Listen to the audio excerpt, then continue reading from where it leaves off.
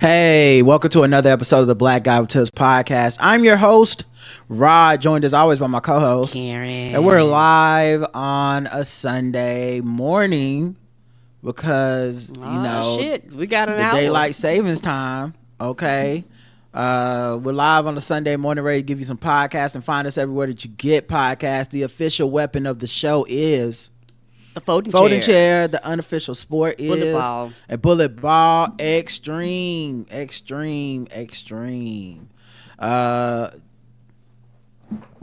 you have any banter? Yes. Do you have any banter? Talk to me. Do you have any banter? Talk to me. Do you have any banter? Do you have any banter? I do. Banter.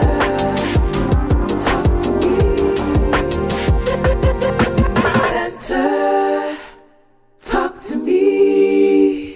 Do you have any banter? I do. Banter. All right, buddy. Hit me with that banter. Banter us up. All right, I got you. Shout out to the NBA for the past few days.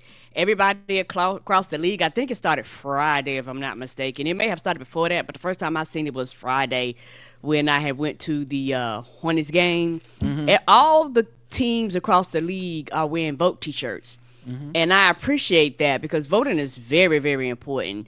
And I know it might not sound like a big thing to anybody else, but for me, that mattered. Looking up, seeing them wearing them vote T-shirts, having players actually speak, being like, hey, no matter who you vote for, voting is important, and talking about those types of things. And I think some of the NBA arenas at one point in time, particularly during the pandemic, were used as like voting places and COVID places and things like that. And so... for me, I think is very important because it's one way to let people know who don't keep a track or don't pay that shit attention that it's time to vote. And so I appreciate them for that, particularly here in North Carolina. I think ours ended yesterday because the Republicans basically came... early voting. Yeah, early voting ended yesterday. Yeah, and that's the only reason why, because Republicans came in. That's why voting matters, and slashed and cut and chopped the fuck out of early voting because we normally would have... Well, it's interesting though because I'm sure it affected the end too, but the biggest way that it actually affected it is the beginning. Yes. It used to be a longer period of time. Now it's only like 2 to 3 weeks. It used to be every weekend till Sundays and stuff. Then they started limiting the hours on that. They also made sure that it closed at 3 p.m. yesterday instead of like a 5 or 7 or whatever. It sounds reasonable. Like everybody else. Right. Well, I don't know about everyone else. Every but state has different laws, but it just used to not be like that. But I can't say for sure if the end is that, like, if it was changed, maybe it was like instead of Sunday it's Saturday, but it's not. Yes, because it normally ends the Sunday. Yeah, because it's not like you can Tuesday. early vote on Monday. Like you can only early vote until about the weekend before. But yeah, man, people are early voting. Hopefully, breaking records all across the country. Shout out to Georgia. They were saying over 1 million black people have voted in Georgia, and like people like breaking like personal like records and all that shit. So shout out to y'all. Yeah, my main problem with the voting T-shirts for the NBA is I think it should vary depending on what state and what team it is. So like if you're in Utah, don't worry about it. Boston, and we good. No need to worry. We wear regular shirts. We don't necessarily need those guys getting too encouraged to vote. Kind of stuff they believe.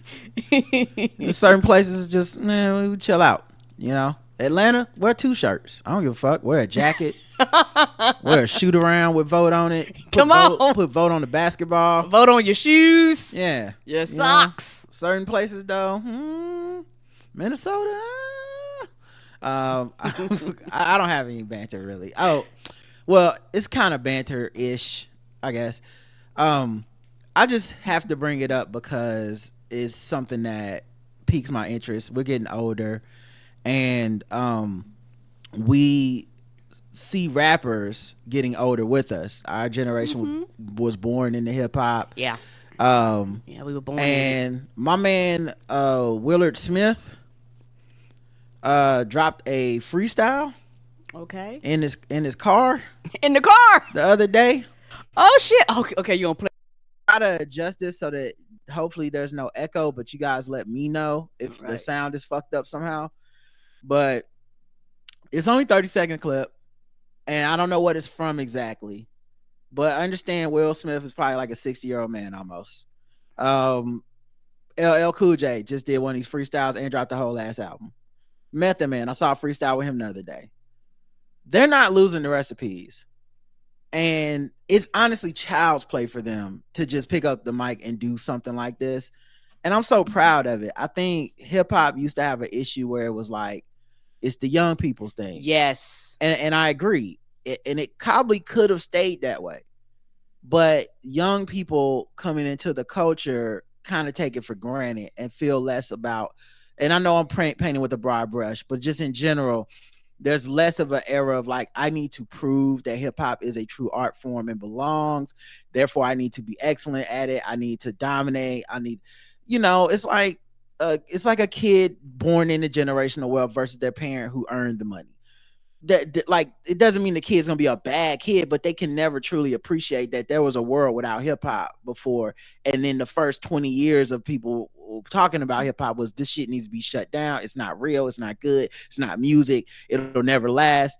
It's gonna be a fad. Mm-hmm. And so a lot of those people that came up at that time, like us, we're like, we have a militancy inside of us. It's like, no, it's not. Do. It's life. It's art. It's as respectable as anything else. Right.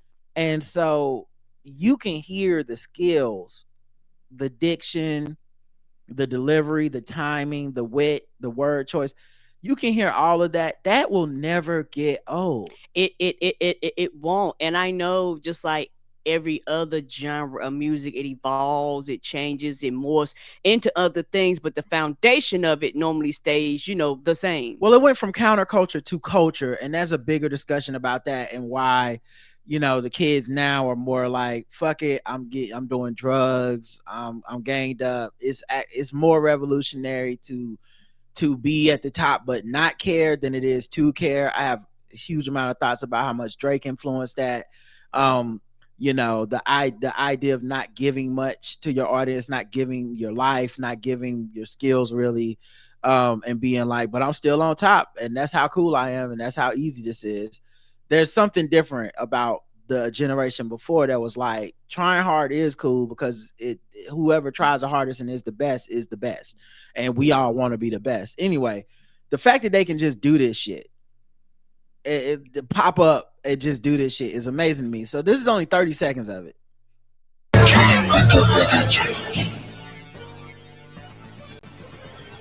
Look at this code on me. Ay, tell me who cold is me. Ay, I'm right where I'm supposed to be. I'm right where that supposed to be. Ay, save all the jokes for me, cause it ain't a joke to me. I pull up with gang, they gon' turn around and make a toast to me.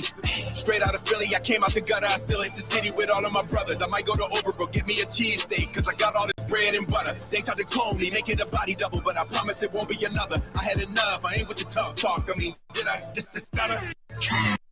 Let's go. It's just the fact that they can still just do that.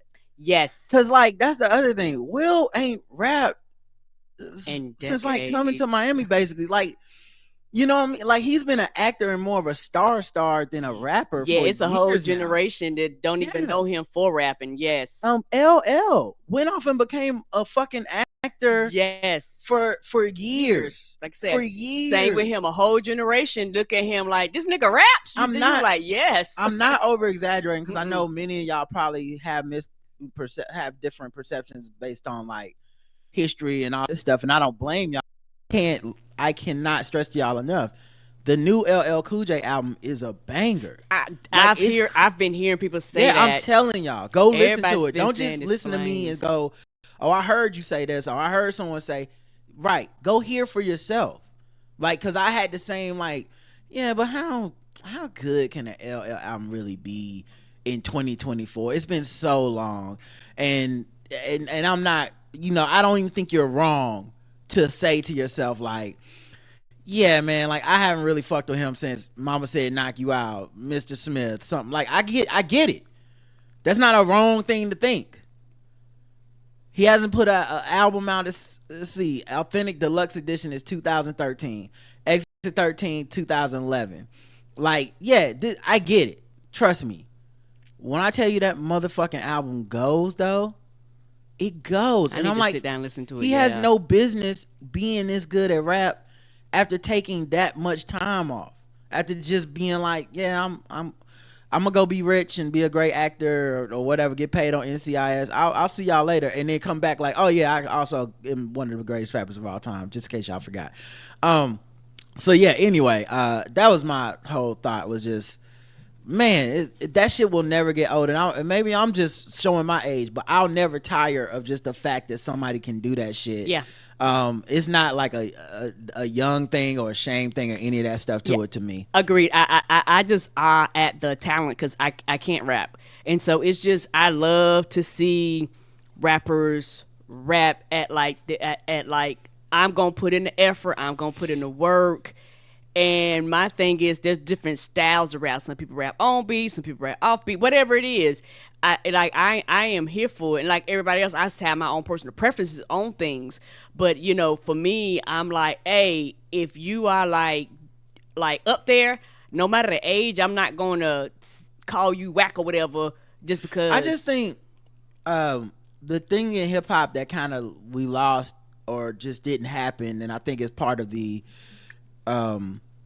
fear of aging that everyone has, the fear of old shit, you know, the you know how people like flip out on politicians and just retire, you're old, you know, as if old people just supposed to go off and die. Right. The point being though, I think what we missed in coveting that mentality with hip hop and being like 30 is old, we missed the idea of like passing the torch, of like mentorship in a positive manner, as a bridge, as generations, like to honor and celebrate generations. We kind of missed out on that chance to really like, it's not too late. But like you would think almost, and maybe and it could be working both ways, right? I'm not saying it's anyone's fault.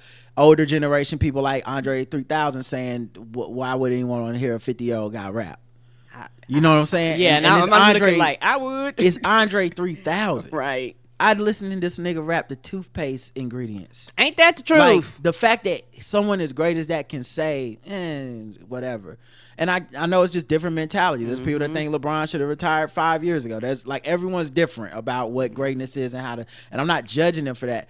But that mentality does kind of keep, like, they think they're making room for a generation, but honestly, I wonder how much this generation would have actually been better off having like some guidance and mentorship and some torch passing to be like, yo, this is like having Nas on this track with you and you're 23 means something, right? As opposed to just being like, you know, Nas need to hang it up and I'm gonna go do my 23-year-old rap. And I think there's a reason that a lot of the rap at the forefront for like a certain age group is about a lack of effort and not and not about effort and impressing and stuff. Like, people can feel how they feel about J. Cole, but one thing I always liked about J. Cole is he openly admitted to like wanting to impress Jay-Z and Nas and stuff like that. Like, he wanted to try hard. He wanted to be good. And he put in the effort. Yes. Like, you could call it corny, you can call it whatever. You don't have to be Right. a fan of his. But there was something about that was like, okay, yeah, this dude is trying to be one of them ones. As opposed to the idea of like, shut your old ass up, you old man, ha ha. You know, Tyler Creator came in on that shit. These old motherfuckers, blah, blah. And it took him being 32 Yes. to start being like, oh, actually, we might have played this wrong. And I get it now. I got so much more to say at 32 than I had to really say at 23. But Yes, and he's came out and was like, my bad, y'all. Yeah. You know, because it's one of those things where young people don't ever think they're going to get old, quote unquote old. Like, so it's hard for them to imagine, you know, you being around, you're not floating somewhere and dying. And they're like, oh shit, then once you get the age that you consider old, you realize that shit ain't that old because it's you now. yeah, and I don't want these guys to go away. And at the same time, they don't have to like hop in the booth and make a whole album if they don't want to. If they, Right. you know, if LL wants to do that, it's dope. But I love when they just pop up. Like, oh, no, I still can do this. And I'm very fucking good at it. And no, you're a lot of these motherfuckers that you hear when you hear people say shit like these new rappers is da da da, and you think they're just being old people and being yelling at the sky. Sometimes they're right in that. Look, these skills that are timeless, some motherfuckers do not possess these skills, and they're quote unquote on top of the game right now, but they don't have what it takes to really impress beyond just, already being at the top. Go ahead. And my next thing is with our seats now, we actually are close enough to get T-shirts. So it's been really cool to see the T-shirts whizzing by your head. T-shirt came in my direction. I actually was like, I don't want it. And the people above my head was tackling for it. I was like, y'all can have the T-shirt. I was like, I'm good. I ain't trying to take nobody out for a T-shirt. And one dude was like, I had already determined I was going to get it. And the other dude was like, yeah, dog, it's yours. It was just hilarious watching him go at that T-shirt. It is weird that the T-shirt giveaway has that effect on people. Mm-hmm. It is weird. Because, like, a T-shirt, the T-shirts that they throw around at sporting events aren't really T-shirts for real. Like, they're not... Like, it's not like you're getting a LaMelo Ball jersey. You're getting a shirt that says, like, Guy Roofing, roof with the best, raise the roof. And a small little Hornets logo or something like that. And it's cheap.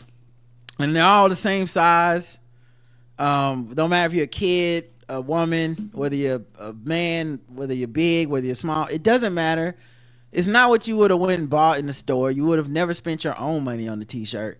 But something about them throwing that shit in the crowd and shooting it out of cannon just make motherfuckers lose their goddamn mind. Yeah, somebody was asking about it, and the thing about the T-shirts, for those that don't understand, like I know now they do it twice, and so when they come in, it's like a T-shirt toss, and I think most NBA arenas do some form of this.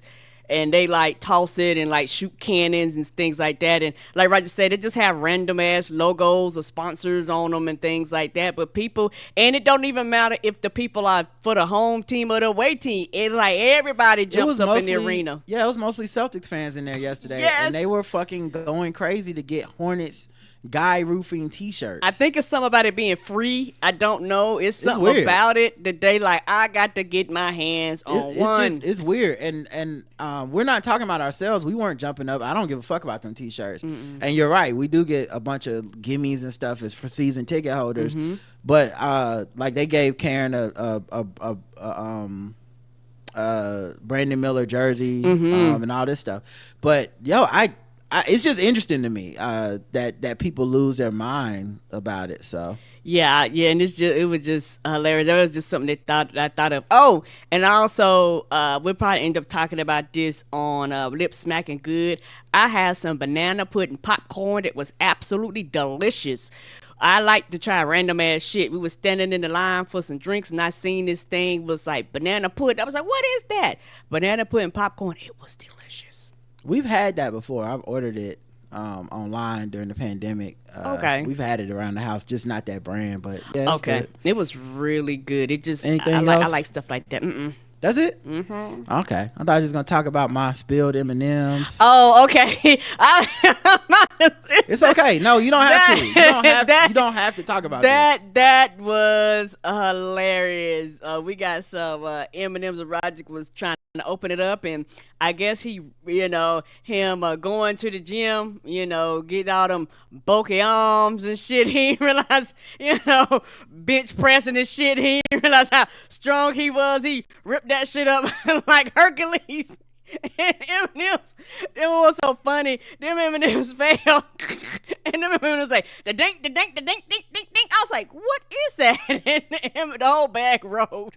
Yeah, it was right as the woman was asking us to move to get in her seat, and I have been struggling with these M&Ms trying to get the package to open. I didn't want to just bite into it like I normally do, like a savage or whatever. So I just tried to do it like this, and I was high, so I think my brain was working a little slow. But then it's like instead of it slowly pulling apart, when it finally broke, it just ripped the entire bag. M&M's went spraying except for like maybe 30% in the bottom. They rained everywhere. and then everybody kept asking me the same questions, like, how much you pay for them M&Ms? Because they know they got the arena price on them. You know what I'm saying? And I'm gonna be honest, I don't know how much I pay for them M&Ms. I have no idea, because once I'm at the arena, I've given up. It's like going to the airport. If you eat food in the airport, it's best not to even look at the fucking receipt. Because whatever it is too fucking much. Ain't it? It's just gonna either piss you off or you gonna go, I don't want it. I don't need this. I'm at the arena. I do want a Diet Coke. I'm at the arena. Fuck it. I'm gonna get some M&Ms. I'm already snacky. I'm high. Let's do this. And it's fucking and it's $30. I don't even know how the $30 breaks down for like two Karen's beer, my drink, M&Ms, and popcorn. Somehow $30. I don't know. It could have been understand the popcorn. math Could have either. been $29 and everything else could have been $1 together. I don't know. I don't want to know. It shouldn't even fucking matter. They was trying to get into my head to be like, you know, like, man, that costs a lot, bro. I can't believe that, man. You, bro, them M&Ms, you gonna try to get your money back? I was like, no. And so I took. What happened was the bag broke so bad, it left me with just like a handful of M&Ms in my hand. So I took the M&Ms in my hand and I put them in a banana pudding popcorn and shook it up. And then we had banana pudding popcorn with the M&Ms. And I'm not gonna lie, y'all, them shits was good. It was so goddamn good. Mm-hmm. So we discovered something. It was fine. We did. It worked out, guys. Don't worry about it. All right. And then also Karen ganked my food too. Karen stole my food. That shit was good. We went to a sushi restaurant, and I've been on this fall, I've really been on a soup type kick. I've been eating a lot of pho. I've been eating a lot of pho from different restaurants. And so I was like, oh, you know what? Ramen. You can get ramen with some broth. That'll be good, because I just like it. You know, it's getting a little chilly. It's a filling. It's not too calorie dense or whatever. It's delicious. So we go. Karen orders a sushi roll that she's never had before, and I order my ramen any style, which is like a brothy ramen. And Karen was like, looking at mine or whatever. She ate like 2 pieces of her sushi, and then next thing I know, the whole fucking bowl is on her side. I wasn't done. She got the whole bowl, acting like she just trying to learn how to use chopsticks, but the bowl was over there for a long time. It was, and I was eating it too. She was enjoying it. I was. And taking a picture. The picture you took was goddamn hilarious. I didn't realize I was enjoying it that much. Yeah, I put a picture on Instagram because Karen was in her bag. I don't even know if she noticed that I put the picture on Instagram. I didn't at the first. time. No, I didn't. It took me a while. I did not. This is the picture of my delicious any style noodle bowl. Look at that broth, y'all. Look at that. Look at them beef pieces. Okay, look at. I don't know if that's like zucchini is in there or something. It was delicious. It was. Oh, the broth was brothing. I put a little sriracha in there to get it spicy. I like it a little spicy. Then she's trying some. Look at this. Look at how far it is over there. It's on her. You would think she ordered the food. It looked like it's her food, not mine. And then I zoomed in because we swapped plates. Look at the joy. We didn't swap plates. She took my plate and then was like, oh, you can have mine. Like, I didn't order yours because I didn't want that. I wanted something delicious. So I ordered something delicious. But yeah. It was delicious. I might order that next time. Yeah, you should. All right, let's do the show. I guess we needed shit. Is the whole thing gonna be about the fucking election? Let's just go ahead and do it. You're running against me. Kamala Harris. This former president, we're not going back. This former president, we're not going back. This president, we're not going back. So let's be clear about that. You're running against me. Kamala Harris. All right, so election stuff is happening. Oh, great. Just as I start trying to do that, the website I use to keep track of our articles decides to not work. Oh shit. Let me see if I can go to a They different. were like election news. No sir. Okay, it works in a different browser. That's weird. All right, well fuck it, we'll use this browser. Okay, let's go. So there's a couple stories I think are important because these are election stories that I don't know if people see them as election stories or not, but they're very important. A Georgia mom denied immediate life-saving care due to an abortion ban. Avery Davis Bell, a 34-year-old mother from Atlanta, and I think it's important to note that she's from Atlanta, not a racial issue or anything, but because Atlanta is something that is seen as a democratic, liberal space, a progressive space in a red state. Mm-hmm. But the state laws affect everybody. Yes, they do. So the same way that we live in Mecklenburg County, when they passed the trans ban on the bathroom bill in North Carolina, it was started because North Carolina, Charlotte, our city, passed a law saying, listen, don't worry about what gender you've been assigned at birth. You're free to use the bathroom wherever you feel comfortable. And we want to be an inclusive space. Right. And so then Republicans reacted to that, passed a law in the middle of the night. That banned trans people from using the bathroom. That became the law of our state. So even in Charlotte, the place that was trying to be welcoming and inclusive, we still are beholden to those laws. Yes. This is why your above ballot and down ballot races matter so much. And I know people are going to try to tell you this like 50-50 shit, this like compromise stuff to make some of y'all feel better morally, or like I'm not gonna lie to you. If you vote down ballot Democrat, liberal, progressive things but leave the top blank, you're a motherfucking idiot, and you just wasted everything because the people at the top can supersede the shit at the bottom. Right. What you would like ideally is someone at the bottom in your local area working on issues for you, and someone on the top who at minimum won't stop them. That's what you would like. Won't stop them, right? At minimum, won't stop them. At best, our best hope is to work with people and be like, yo, how can we make this a federal thing? How can we make, we would like that. But if you think you feel safe because you live in like a city that you think you're not really safe. So this person is from Atlanta, and this is not me. Obviously, I'm not blaming Atlanta. I'm not blaming these people. I'm not blaming her. I'm not even blaming the doctors. I'm just breaking down the power dynamics of the laws. Right. So this life-threatening situation arose during her second pregnancy when she had some complications. Her condition, delayed access to an abortion due to Georgia restrictive laws, has left her dealing with lasting health issues. So people will go, well, she didn't die. She has lasting health issues that she didn't have before. Yeah, and some of these cases, depending on the situation, these are people that want children, and for some of them to end up not being able to have any more children after they go through these incidents, they end up disrupting things. They end up having debilitating diseases that they have to live with for the rest of their lives because they had to wait. And a lot of times, because the doctors are so scared, they on purpose make the laws fucking vague as shit. They don't have anything written. They make them fucking vague to scare everybody so that the doctors are not sure. So anything that the doctors do that they don't like, they can come back and basically hold the doctors accountable. So basically, people have to be at fucking death's door, and some of them literally they have to watch them die because they was like, we'd rather you die than us be held accountable for it. Or by the time they give you the service that you need, you're so far gone they can't do anything for you to save you and or the child. Yeah, and I always thought that vote local but don't worry about what's at the top was one of the most selfish, navel-gazing ass points of view out there.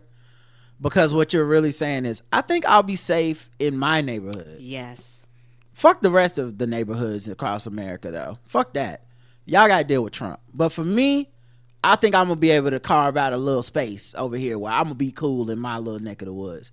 A Texas woman dies after delayed miscarriage treatment under the state's restrictive abortion law. So yeah, it's let's see, September 2021.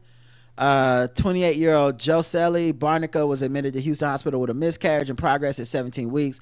Although her cervix was dilated, her uterus at risk of infection, doctors reportedly told her they could not intervene until the fetal heartbeat stopped due to their restrictive abortion laws. For 40 hours, she remained untreated, developing a severe infection that led to her death 3 days later. So I'm guessing news places, because this article's from today, but this case is from September 2021. I'm guessing they're highlighting these ProPublica is highlighting these cases because voting is Tuesday. And people are trying to make you forget what's on the ballot and forget what's at stake for real. Yeah, and also it's one of these things too where people don't think this shit affects them till it does. You also have people who your body naturally, for some people, naturally goes through miscarriages. And if the doctor can't tell the difference between your body naturally going through its own miscarriage and or, some form of abortion, a lot of times they won't touch you because they go, we can't tell the difference, or whatever the case may be. So it's like, no, my body is going through what it naturally goes, and because they just don't want no problems, you still can run into this same problem, and you ain't done, quote unquote, done nothing wrong. Your body is just going through the process, but they will still fight you tooth and nail.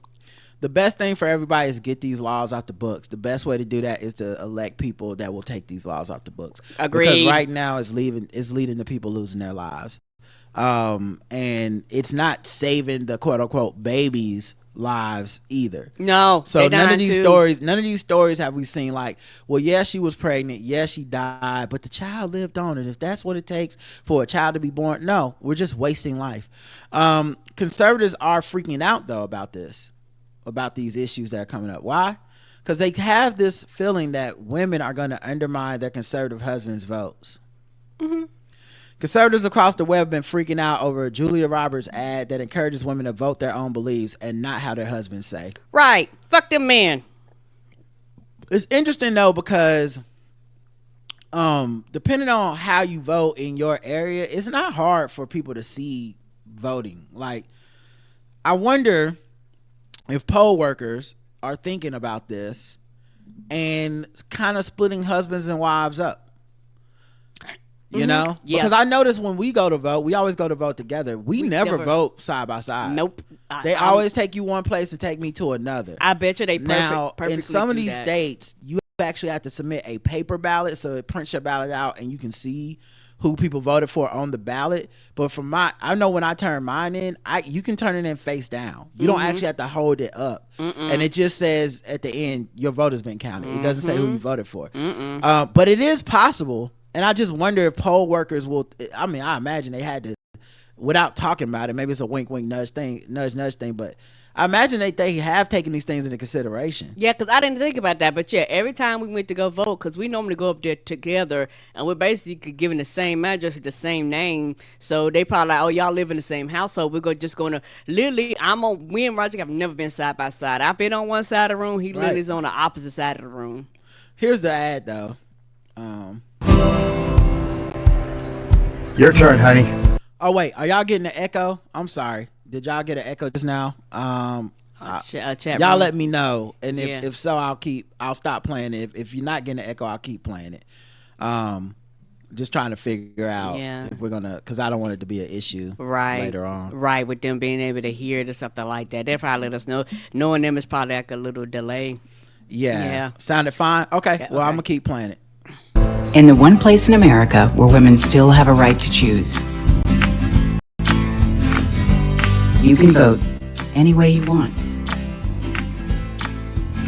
And no one will ever know. Did you make the right choice? Sure did, honey. Remember, what happens in the booth stays in the booth. Vote Harris Walls. Right. The way the white women look at each other is hilarious. Like, girl, I got you, you got me. All right now. The way that they looked at each other, girl, they face that, girl. Did you vote the right way? Girl, did we? But yeah, conservatives are freaking out because there's been new polling coming back. I think Iowa just had a poll where even older women, 2/3 of them were voting Kamala. And that's a huge red flag because a lot of these people are a lot of the calculus for Trump and the evangelical movement behind overturning Roe v. Wade was this calculation that especially white women, but also older women, would be like, I don't have a lot of skin in this game. I'm not planning on having more kids. It doesn't matter to me. It's not, like I'm out of the baby having game. So who gives a fuck? And on multiple levels, that's stupid. Obviously, as we're seeing. I mean, I said it when Roe v. Wade was overturned. It was like, that's a huge mistake. Yeah. Because a lot of white women that were privileged and could kind of sit out a lot of our electoral politics now feel like amped up and charged up. There's more women early voting than men, like 53%, I think is what it's at. But in these polls, women are of all ages are like, fuck Trump. We'd rather have Kamala. This is about essentially getting the rights to our bodies back. And I think it's freaking these guys out because they're like, okay, are women lying? Are they telling their husbands one thing? Are they pretending to be in our social circles and agree with this shit, but in that booth they're not going to be in our social circles? You can't they keep don't track agree of with that. this kind of shit, which of course makes perfect sense. And I think that's why they're freaking out. And in addition to a lot of them just feeling like Trump is about to lose and feeling like he is a loser, and so it's abandoned ship time. Yes, I 100% agree. And also, it's one of these things where this is kind of something that a percentage of them have always done, but now more of them are starting to do this. And particularly when you talk about the older women, it's stupid because a lot of the older women have been through things, and a lot of them older women have had abortions themselves, so they'll start thinking about their granddaughters and their daughters and shit like this, and they'll go, no, I don't, I want them to have the rights that I had. And depending on the age, you were old enough to be around, where particularly like my mom and some other people, where women didn't even have the right to a bank account till like the 1970s, the right to drive, like shit like that, where they're going, the fuck no. Yeah, and I don't think they anticipated how pissed off they were going to make these white women. They did, because they had white women in their hip pocket for a long time. The number went up the second time around for Trump, for white women specifically. It went from like 53% to like 55%. So white women were feeling pretty good about just having Trump in office. But I don't think they anticipated Roe v. Wade actually finally coming down. That it was a dog chasing a car, and they never thought it would catch the car. Yep, and then the dog caught the car, and now they're like, oh, abandoned ship, and they're panicking. The energy is different. When Hillary was running, we had Pantsuit Nation. Yes. It was, and I don't know if y'all remember Pantsuit Nation, but it was like white women online, and they were like going on Facebook, and they were secretly gathering and telling each other like, hey, Hillary, right? We're kind of excited about this Hillary thing. I know our husbands expect us to support, Donald Trump, but Hillary is where it's at, right? And now the energy is different. I saw a white woman yelling at a baby. A baby? I saw a white woman yelling at a fucking baby. They were at a rally, and this conservative man brought his child out there, I'm assuming, to be like, my child wouldn't have been born if it was allowed for abortions. I guess she said, fuck them kids. Y'all gonna yell at a fucking baby? And this white woman said, absolutely I will. Absolutely I will. She yelled, inches from the baby's face, loud as hell, I don't give a fuck about the baby. Guess he said, what? She's like, why the fuck you bring this baby in here? That don't matter to me. What I like most is, at this point, the father's face, because he looks shocked. He's like, I brought this baby out here as a human shield to keep y'all from going in on me and allow me to spit my venom and tell y'all that I get to control y'all ovaries. I didn't think anyone would trump my baby privilege with white woman privilege. I thought I had the big privilege card here of no one would ever do something like this in front of a baby. Now, the black women there, they kind of folded. Okay, now I know a lot of y'all don't want to hear this. I'm a little disappointed in the black women because they scolded the white lady. Like, hey, it's a fucking baby. It's a reflex. We have it in us. We have decency. We'll never be as harsh as the things that have been done to us in America, and I respect that. But he brought this baby out here for that reason. Yeah, because he knew somebody was going to try to protect that child. I wouldn't have jumped in. Nah, I wouldn't have helped her. I'd have been But like, girl, I'm you be got honest. I would have looked at him. it. Yes, I would be like, you gonna get your motherfucking baby out of here, or you gonna keep letting her yell at it? Ain't that the truth? Because you shouldn't be bringing your motherfucking baby to tell somebody they can't be pregnant, or they can't be having abortion, Right. or they can't have IVF, or whatever the fuck. It's not your motherfucking business. Nobody made you or have or not have your baby. That was a choice. It was a choice. You don't have reproductive organs in the way that these women do. So what's your problem? What is your problem? But of course, yes, the black women was like, hold up, Becky, what the fuck? Because she went too hard. I also love how she sized up the situation and the baby. She steps through with the intent of, I'm yelling at this fucking baby. She sees what's going on. Yeah, she see the setup. And the reason that I really respect what she did is because this is how it works. As a white privileged person, she knew what he was doing. Yes, she seen the game. She was on to his She's shit. like, I'ma stop this bullshit. She said, oh, you trying to use little white girl privilege as the big joker. But you don't understand. White girl privilege is the little joker to white woman privilege. Okay? It is. White woman privilege is the big joker. I got the little writing on my shit. I'm fitting to go big joker on y'all. Take that.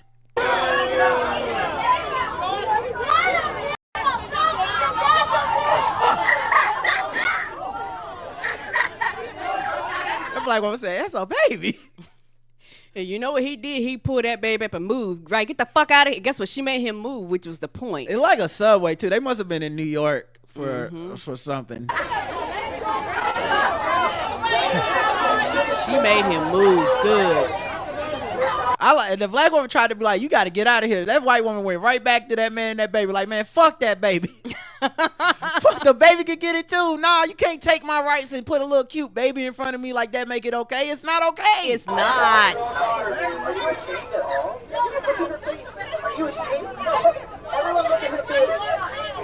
She calling him on shit. She stood 10 toes down. Someone, we was on Three Guys On yesterday, and someone in the chat was trying to be like, I'm not impressed. She didn't. Well, I guess they cut the clip off too early because she went right back in that man's face too. Like, nah, you too, bitch. Get your fucking baby out of here. Like, for any of y'all that's feeling a little squeamish, and I get it, y'all soft, and that's good. I like having a soft audience. I don't want an audience full of fucking just heartless bastards. But listen to this. Imagine if they said the N-word. Are you still feeling so squeamish about, well, it was a baby there, and I don't want to, we shouldn't cause any ruckus in front of a baby. If that man went out there and called them black women the N-word, I don't give a fuck if the baby was there or not. And I'm telling you, maybe people just don't believe the way I believe. What this election is essentially calling us all the N-word. He hasn't run on anything else. He has Nothing no policies. else. All this election has been is one big, all of y'all are my N-words. All of y'all.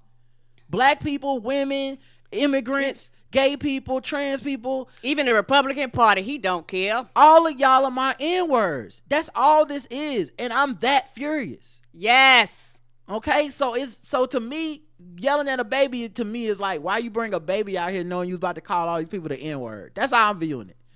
So I don't have the whatever it is that's supposed to make me be like, oh man, whatever. I turn that shit off when it comes to this kind of stuff. And I know it was a stunt.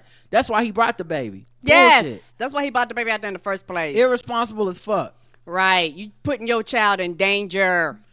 Donald Trump threatens Liz Cheney with execution by firing squad. Not a joke. Not The Onion. Not AI. Saw the clip myself. Surprised to some extent. He says she's a radical war hawk. Let's put her with the rifle standing there with 9 barrels shooting back at her, okay? Let's see how she feels about it. You know, when the guns are trained on her face. Basically death by firing squad, essentially. Now, according to the criminal division, Arizona's looking into it as a threat, basically. Was the point. Arizona Attorney General Chris Mays basically said we're looking into this as analyzing it for qualities as if it qualifies as a death threat under Arizona laws. Right. You can't just say that shit. We supposed to go, oh, he didn't mean it. No, bitch. No. No, be accountable for your words. And he's running for president. Right. He ain't nobody. Yeah, this is a big fucking deal. This is not just some guy saying some shit. Like, this motherfucker's running for president, and he's openly making, and of course, this is the sad, scary thing about him and his supporters. They'll always hide behind like he's just joking.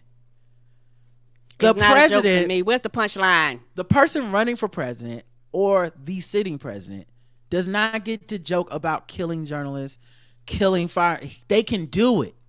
Yes. This is not is hot. Their job is not to be a fucking comedian. And this is how shit happens. Is you go, well, it just they don't mean it until they do it. Then they mean it, right? Right. Now it's too late to say he didn't mean it. This motherfucker's a criminal. Yes. He do stuff. He do bad things. Convicted of it. Cardi B now supports Kamala Harris. I'm glad. Yeah, she was at a rally and gave a speech off of her phone. People was trying to make fun of her reading off her phone instead of teleprompter, but I don't know her. I don't know. She might need glasses. I don't know what's going on. You know, I don't might care. be more comfortable reading off the phone. Don't matter to me. She might she be. still got a point across. Right. She said, "I'm gonna be real with y'all. I wasn't gonna vote this year, but Kamala Harris joining the race. She changed my mind completely." She shared in her 9-minute speech. I'm glad she admitted that because that shit matters. Yeah, I did not get paid $1 for this. I actually been talking about these topics for the past couple of years for free on all my platforms. Before I was a celebrity, I was a product of poverty for 24 years. So you're not going to tell me what I want to see in my community, she wrote in one tweet.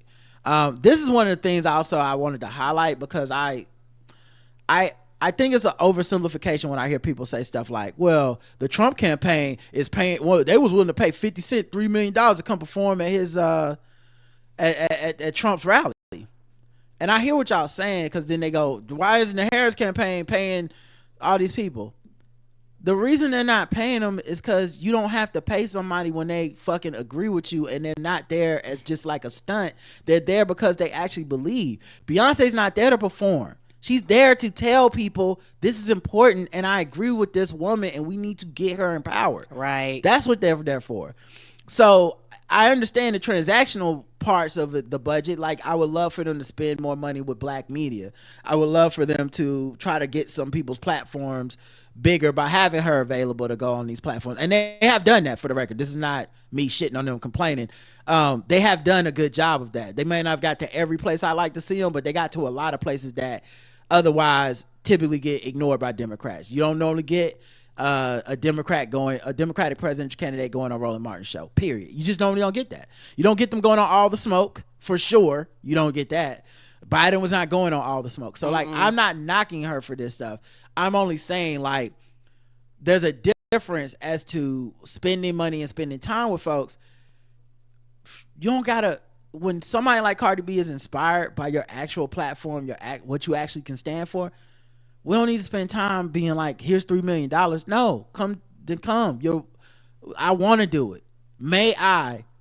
Yeah, they help? ask. I bet. How can I help? Yes, I bet you it's getting to the point, because so many celebrities have, been with her on a campaign trail and things like that. It might be for some people, she might like, we just don't have time, or they might not could have scheduled something with the celebrity, could have met with them, but yeah, get as many people as you can, get as many faces as you can. Like I say, things are important. I appreciate DL Hughley for going on and basically saying what he said. Like, people want to brush that shit off like that shit don't mean nothing, but no, you publicly said it. You need to publicly say, hey, I was not going to vote, but I changed my mind, because she went on all her platforms and said that a few months ago. This shit matters. And we're also at the on your left cap portion of the proceedings. Like, I don't really have time to quibble over like who's coming through now and why and how late is it. We talk about that shit on Tuesday, after we win. Let's talk about it. Like, win or loss, we do a little report afterwards. Mm-hmm. But right now, I'm not gonna erode goodwill. If Liz Cheney wants to say some shit, say some shit. Right. If Geraldo Rivera wants to say some shit, yeah, now's the time. We know it's not the time. Wednesday. Ain't that the truth? Everything before then they help. Go ahead and help. She also, Elon Musk went on Twitter and called her a puppet. Well, Cardi don't play that. So Elon Musk said another puppet who can't even talk without being fed the words. The Kamala campaign has no authenticity or true empathy. And she quote tweeted him and said, I'm not a puppet, Elon. I'm a daughter of 2 immigrant parents who had to work their asses off to provide for me. I'm a product of welfare. I'm a product of Section 8. I'm a product of poverty. And I'm a product of what happens when the system is set up against you. But you don't know nothing about that. You don't know not one thing about the American struggle. P.S. Fix my algorithm. Not fix my algorithm. She's like, the algorithm fucked up. You don't know nothing about that. But yeah, I love this. And that's another thing too. These are fighters that you want on your side. This is the reason that I was not like, get AOC and them out of here. I'm like, nah, don't. If you can find a way to bring them into the fold, you do that 100 times out of 100 because they're going to connect with the youth in a vigorous way that you can't. Yes, they are. They're going to say some shit you're not supposed to say. That's one of the things that Nancy Pelosi understood that I'm always so disappointed in my, liberal progressive friends that talk about politics and how little they understand of like, no, the game is the game. If you all look like one thing and you all have one message, it'll reach one type of person. Right.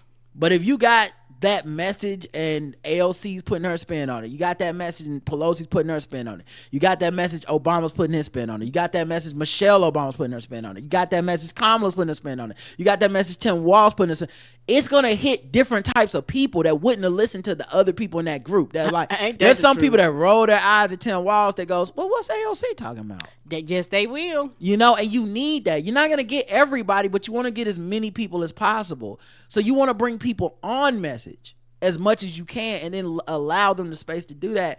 And these advocates, these celebrity endorsements, whatever, it helps with a certain type of person. I don't think at this point, if your bar is it need to move a whole big percentage of the voting landscape, then I think you're just out to lunch. Nothing's moving everybody at this late juncture of the game. Not right now. The only thing that's really moving people right now off of the Trump shit is Trump.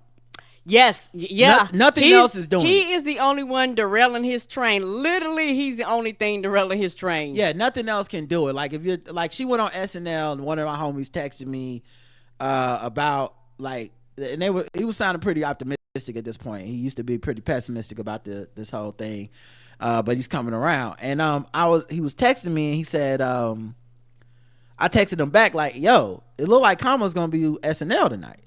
And he was like, I don't think they can do that, right? Because don't you gotta do like equal time or some weird shit? I don't know the rules. I'm like, I don't know. They just say she's doing SNL. He's like, damn, it is SNL. And he's like, yeah, but I don't even think that's gonna sway a single vote. I said, it's not. We're at the vibes point. Yeah. And here's what I will say about going on SNL as Kamala Harris right now. It's some winner shit. And for a lot of people that have been calling her some form of a loser for years at this point and still trying to figure out some way to, not only is she going to lose, but it will be her fault as a candidate if she loses. Not America's fault, not, the voting electorate's fault, not the rigged elections, the rigged judges and all this. Not that, it'll be her fault somehow. Well, sometimes you just gotta do some winner shit. Sometimes you gotta pop out and show niggas. And going on SNL, doing a nice little cute sketch with Maya Rudolph, that's just winner shit. It's just vibes. It's just allow America, quote unquote, aka the live studio audience at SNL, to see this woman on the screen in front of them on the stage and just stand in ovation where she can't even get her line out for like 30 to 45 seconds because they're clapping too loud. It's just a vibes thing. It looks great. As juxtaposed by Trump going to these fucking football games and then everybody fucking booing him, but his campaign puts out like a video of him from behind waving, like everybody must have loved having Trump out there. And it's like, no, vibes check. The rest of us got to see what happened and we're like, ooh, nobody likes this guy. It matters. When people have been calling her unlikable, for her to go to a place where essentially her only function in that setting is to be a person who is being liked. Other than that, she's not bringing much to the sketch. You can't have her out there doing too many jokes and shit. She ain't got time to practice and rehearse all that shit. She's running a campaign. She's not gonna be in there in a sketch like she's like coming up next. The next sketch is her own Family Feud. Like, you're not gonna have that. but just winner vibes of like, look, it's the person we like, America, she's here. That shit does matter, even if it doesn't sway 2% of the vote or 1% of the vote. It's not about that at this point. Something that you brought up that I agree with, and particularly with the younger generation, they are really heavy into the fucking vibes. Like, you know, older generations, we get fucking that vibes. You know what I'm saying? Just because of how some of us are made. But the new generation, they are really into that vibing out, man. It's all about how I feel, man. Look at how TikTok turned around for this administration, specifically because of her, and how much of that was vibes. How much of that was before she could even lay out a platform. Like, I still remember them calling her, I'm old, I forget the TikTok slang, but there was like a word they were doing where it was like, oh, she's this, and then they was like, here's a video of her talking about the coconut tree thing, here's a video of this, and now it's all funny. I love her laugh, stuff that people were mocking right just a week before that. Yeah, and but these kids swing. These kids, they're like, all right, or I say kids, but really they're not kids. They're like 30 somethings. Yeah. But these younger voters on the spectrum, the people that were very disenchanted, they like vibes. Yes, they love it. It might not be the most long-sighted brat. Thank you. It might not be the most long-sighted, just clear-minded view of politics. I wouldn't encourage it. I don't participate in it myself in that way. I don't let it get too out of control for myself because I don't believe in that. I know that at some point the person in charge has to make decisions that kill people. They have to make decisions that's on the resume. Save lives. They have to make decisions about money. Like, this is a job. It's not really supposed to be a fun reality TV show election, right? But it is what it is. That is the paradigm that is being played out in front of us.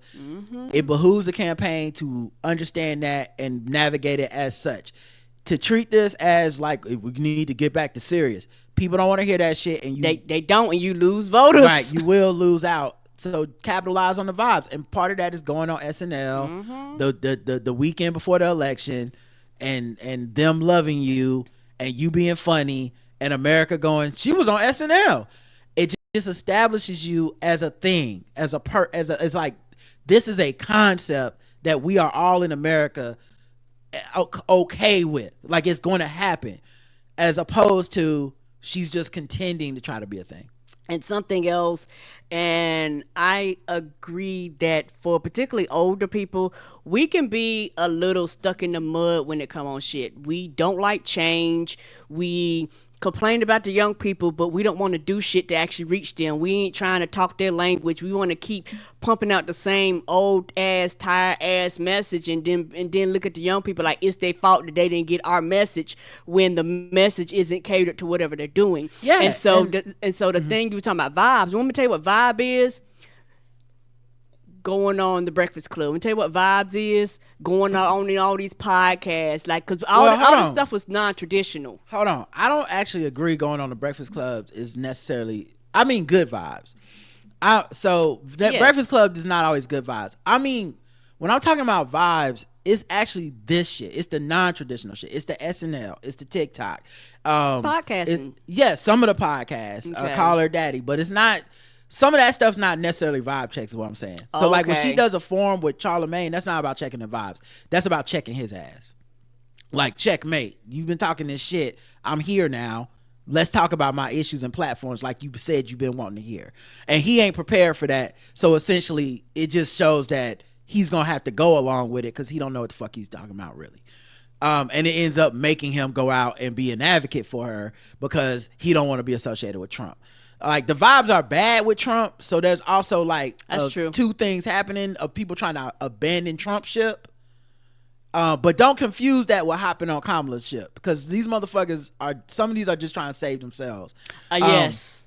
But SNL is definitely a vibe. The TikTok stuff, the memes, I'm ads, with you now. There's certain things that are vibes to me. It's more of a Philly thing. Yeah. Yes. Okay, I'm with you. I'm with you on that. Yes. Yeah. Some of this other shit is shit they had been trying to do for years. Going on Breakfast Club stuff, Democrats been trying to do for years. It never works. No. They're just scorpions that are gonna sting you halfway across the river. Right. This is new. Yes, this I is didn't even know very you new. could do this technically. I didn't know you could do this either. I thought if a candidate went on SNL was, or NBC is like beholden to give the other candidate some time. But at the same time, I didn't know you could fucking just opt out of a goddamn debate. And the like whole Trump did, time, right? And then now they got to do a town hall. I didn't know. And like Trump turns down these opportunities now. So when you have like her go on CBS or 60 Minutes and he goes, I don't want to be interviewed. Now they got to do 5 minutes on why the fuck he ain't come. Yep. Like, so I don't know what the rules are, but we're past rules. And even if we're this, past rules. And even if this violated some type of code or rule, fuck it. I'm yelling at babies. I don't give a fuck. Come on, I'm yelling at babies. It's their turn to feel like the rules being violated. Right. That, like, honestly, if it comes out tomorrow and they're like, that was technically not right, and NBC is gonna be fined for having her on without Trump, I'm gonna be honest with you, it'll be the smartest fucking thing she's ever done. Yes, sir. I'll be like, great, love it. I'm not trying to win playing fair. I'm trying to win. Yes. And what irritates me, since we're on the top, what irritates me about a lot of people on the left, they want to always follow the fucking rules. The game has changed, y'all. The game has changed so much, y'all. And a lot of times, because it's very hard for them to understand that Republicans that came in and kicked the board over and said, fuck these rules, and they want to put the board back up, but we got rules. They go, I don't give a damn about your rules. They go, but we got rules. They go, fuck your rules. So at some period of time, we got to say fuck the rules too and do stuff that's non-traditional. Do stuff that makes us feel uncomfortable. Do stuff to reach audiences that we otherwise would not reach. Like, we have to do this because at the end of the day, it's about winning. It ain't about if we did it right or wrong or indifference. It's about, do you want to win? Because Republicans are willing to do whatever it takes to win, but we handcuff ourselves talking about rules and regulations and shit like this. If the rules change, we got to abide by the new rules now. We just can't hold ourselves to the same standard of these old, decrepitated ass rules and then look around and wonder why we lost. Because guess what? Once it's gone, bitch, it's gone. And it's hard to get back. And when you get it back, it's not going to be the same as it was before. The vibes, like I said, is what it's about. J-Lo, because the Latino people have been activated by that Puerto Rico joke that Tony Hinchcliffe told About the trash. which is so funny. It's so ironic. Once again, on your left, Cap, I ain't nitpicking. Welcome to the party, pal. Shout out to my man Corey. Welcome to the party, pal. This is not me nitpicking at all. I don't really give a fuck at this point. We can be mad on Wednesday. Right. But Trump's policies and words were anti-Latino long before Tony Hinchcliffe got up there and made a joke. Mm-hmm. I don't know why the joke activated people, calling the Puerto Rican island trash, the island of Puerto Rico trash. I don't know why that activated people, but I'm so thankful that it did because the vibes are so bad. J-Lo says every Latino in this country is offended by Trump's Madison Square Garden rally. J-Lo. Ain't that funny? Yeah, she normally stay completely out. Like, okay, like she. I'm from the block. Okay, don't forget. At Madison Square Garden, he reminded us who he really is and how he really feels. She said of Trump, it wasn't just Puerto Ricans who were offended that day. Okay, it was every Latino in this country. It was humanity and anyone of decent character. All right, now. She was campaigning with Kamala Harris. We love to see it. I'm glad. You know who else? Oh, go ahead. I'm sorry. Yeah, I'm glad that she spoke out because that's the shit that matters. And I'm glad that they are basically, they've been showing their colors the whole time. But I'm glad that that's what it took for some people to be like, damn, us too? Yes, bitch, you too. That's what I said. Yeah, I don't care. I don't care. Everybody can do the like, oh, so you was cool with him hating black people? Yes, they apparently were cool with that. It's fucked up to me too. I will be mad at them on Wednesday. Let's fucking go. Right now. Right, let's go. Right now, all I care about is you be mad at Trump. I told y'all. I've been saying it for years. There's only one thing we all agree on. Fuck Donald Trump. That's it. Everything else is just everybody's pet issue. Oh, they're not doing exactly the right person the way that I would do it. He's worse in every way. Right. So then I don't even understand what we're holding up our pet issues for. Well, Democrats didn't get this issue perfect. It's not perfect yet. Right. Is the other person going to do better? No, they're going to do worse.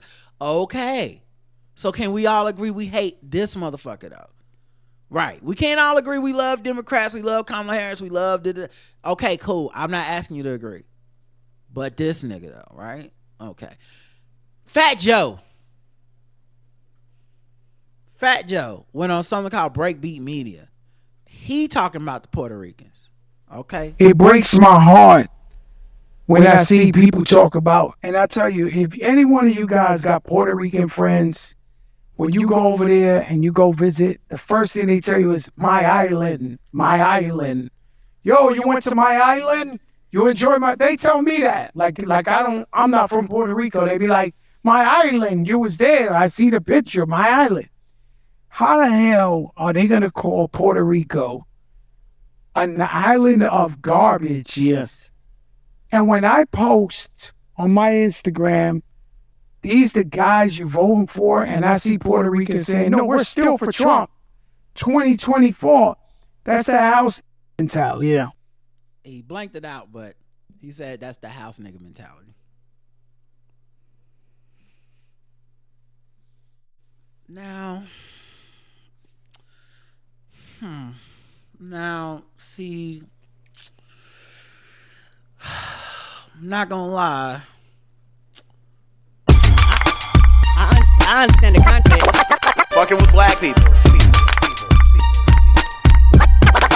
Fucking with black people. Fucking with black people. Fucking with black people. Yeah, and I understand it's different in different parts of the I'm not from country. New York. Me either. And I've always had to come to a peaceful agreement in my mind in order to make it make sense. Whatever the black people in New York allow to go is what goes in New York. It wouldn't work down here. I'm just gonna tell you that right now. Not. If you Puerto Rican and you like, I can say niggas and I be rapping and saying, calling people niggas and shit, it might not go well for you if you down here and you from here. Right. But I think there's like some transitive properties of you got the pass up there and there's some stuff for y'all to work out. Right. But normally when I hear Fat Joe say the N-word, I'm not gonna lie. It do bother me. 0 to 100. It's like a 25. This the first time for me. Can't speak for none of y'all. First time for me, I ever heard Fat Joe say nigga? 0. It don't. Unbothered. It didn't bother me at all. This the first time he used it right. This the first time he used it right. Yes. Them other times I wasn't sure. I said, no problem. Is it though? I get it. He like, get y'all shit together. This dude, is that really how we gonna say it? You and Big Pun, is that really what? But that right there, that's right. You enjoy my. They tell me that. I'm not from Puerto Rico. They be like, my island, you was there. I see the picture, my island. How the hell are they gonna call Puerto Rico an island of garbage? Yes. And when I post on my Instagram, these the guys you voting for, and I see Puerto Ricans saying, no, we're still for Trump. 2024. That's the house mentality. Yeah. Yeah. You know, that's the Latino that wish he was white. Right. Those are the guys in the comments. You know what I mean? Change their voice up, try to sound white, try to fill in. Those are the guys, those are guys I've been fighting my whole life. Because they look at me like, what I am. He from the mud. And he don't care because Fat Joe really don't care. I'm good with steak and lobster, but I'm good with 4 chicken wing fried rice. I don't give a And I support everything he just said in that message. I also noticed that he's speaking at a forum about brown men voting. And what did I say last week when we were going in on black men? I was like, we need somebody to talk to the Latino men. And if you're gonna have a harsh message, it shouldn't be the black men, because 80% of us is gonna vote for Kamala Harris. It need to be to them people that's like 60%, 50%, less than 50%. Those groups that think, I'll be all right. Maybe I can get some of this whiteness. Hop in they shit. And so Fat Joe hopping in they shit, magnifique. I love it. I love it. I'm here. He said, I've been fighting them all my life. I love it. No notes. Good job, Fat Joe. 0 this week for fucking with black people. No, I'm not bothered with it at all. Yeah, them 4 wings and fried rice. I'm with that too. I like that meal. That's a great meal. Let's keep the good vibes going though. Let's keep the good vibes going because once again, I brought this up last week where I talked about Obama and I said like, I love President Obama. I'm not one of these I hate the president ass niggas. It's not, well, he ain't the type of black person, the black type black person. I'm not the kind of black person that can be president. You need a person like this. You need some Jackie Robinson shit. Yeah, you do. So, and my thing was like, man, I don't mind that he feels that way about black men who aren't going to vote and that will not support Kamala Harris because she's a black woman. I don't mind him calling those people out. It's just you're at an event where those are not the people you're talking to. Right. These people have done the work. As a whole, black men are only second to black women when it comes to supporting Kamala Harris. So let's not act like we're a problem. If there are people within the group that are a problem and you want to call them out, cool. But you could also say that of the 8% of black women. You could say that, you know what I mean? Like you could say that of every group. That's not just germane to black men, but I was like, it's just an odd time to put that message out there, and mostly because strategically it's going to give a lot of these fucking grifters and these fucking ne'er-do-wells and these motherfucking like sabotagers and these ops a chance to be like, I told y'all, see, this is why they be losing. And I don't want to hear that shit because we're too close to the finish line for any like of those type of on-goal mistakes. Anyway, he went and sat down with Win with Black Men. And they did this video that went out on Twitter, but it was like a whole sit down. It wasn't just this one clip. Yeah. The most credible messengers for this campaign in these closing days, hours, minutes is going to be all of you. You talking to your friends, relatives, people in your communities, your coworkers, your ability to speak to them in real talk about what's at stake and why this is so important is going to make all the difference. And if you all do that, I promise you, Kamala Harris is going to be the next president of the United States, and we can build on the progress we've already made and look forward to a much brighter future. So I appreciate all of you. And thank you for the extraordinary work you guys are doing. I'm proud of you. I love it. That's not so hard to do. That's all I was saying. I know people love to get hyped up on like some like discipline or like because all the gender war shit, like yelling at black dudes, and especially because of all these like ops that are very public, but they're like, I love me some Trump. It makes you ignore the 85% of us that are like, no, the fuck we don't. And so that's a much more uplifting message that makes you want to go work hard. And it still said exactly what I said, which is, don't ignore that there are holdout niggas in the world. You're just talking to the ones who aren't to be like, hey, how do we spread what you have to some other folks? Because I know y'all understand, but I don't need y'all to understand in private. This ain't Pantsuit Nation. I need y'all yelling at babies. Okay? I need y'all to have that energy when you're in the barbershop and you actually are like, nah, brother, let me tell you why that's not factually correct. When you hear some misinformation. When someone says something like, well, Biden ain't never done nothing for no black people. Well, you can know a few things and be like, actually, here's some things he did do. Like change the setup, the peer pressure, make it flow the other way. So anyway, I love that. And those are the messages that I think are on point. Like that helps everybody out to have those messages. So yeah, shout out to Obama. Appreciate him. Arnold Schwarzenegger made a rare presidential endorsement. He's another one of these, like him and Bob Costas kind of did the same type of endorsement, which is the like, I don't like the Democrats and I don't like Kamala Harris, but it can't be Trump. All right, fine. Welcome to the party. We'll talk Wednesday. We'll see how this thing goes on Tuesday. We'll talk Wednesday. Mm-hmm. We'll circle back to you acting like it's, but it's kind of both sides, but I guess you a Republican, nigga. I know you don't fuck with her.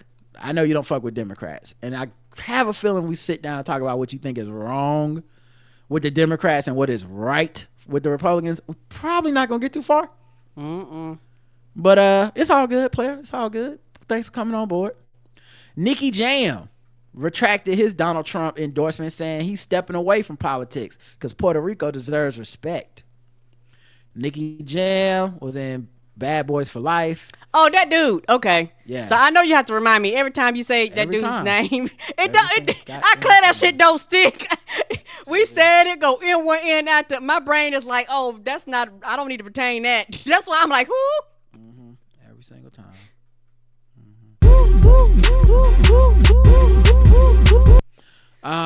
So Nicky Jam had got on stage at a Trump rally, probably for a check, but who knows, wearing one of those MAGA hats and campaigning for Trump. He's Puerto Rican. Trump, of course, has that Tony Hinchcliffe moment at the rally where Tony Hinchcliffe calls the island trash, and suddenly Nicky Jam says, I think I need to get off of this. Word? So that's what it took. He didn't find it as funny as Jon Stewart finds it, apparently. He says, I believed it was what's best for the economy in the United States, where a lot of Latinos live, a lot of immigrants that are suffering over the state of the economy. He explained in Spanish. With Trump, that's a bit being a businessman, I felt it was the right movement.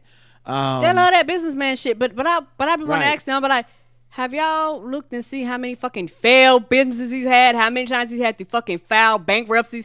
I did not know this nigga has owned airplanes. This nigga has owned casinos. This nigga he sold steaks. This nigga has had so many goddamn businesses, and them fuckers always flopped. In about a year or two within them, they end up failing. I didn't even know he had an airplane business. The reason why he had to close the airplane business down was it's called Trump Airlines. He ended up having to close it down was because like about a year into it, one of them fuckers crashed because he didn't want to pay to keep the fucking maintenance up on it. He's fucking cheap. People go, businessman. I was like, he's a fucking failed ass businessman. That is ridiculous. When they say that, I go, y'all ain't did the research on this man. Anybody else, you'll be like, I would never do business with this person. Yeah, name an industry, he's bankrupted himself in it. You know? Yes. School, food, it don't matter. Don't he done put his matter. name on something and fucked it up.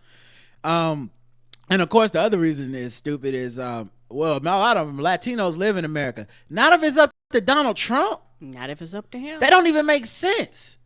Oh, I just thought it'd be good for the economy. You know, a lot of Latinos live there. And what are his thoughts on Latinos? They're rapists. They're coming like, yeah, fuck out of here, bro.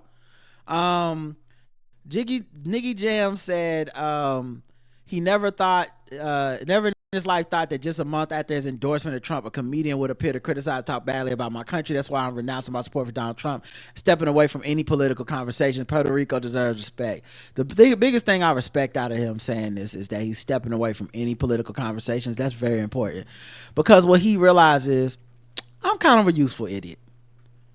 And what a useful idiot can do to help most of us is just stop being useful. Stop volunteering to be used. Go away.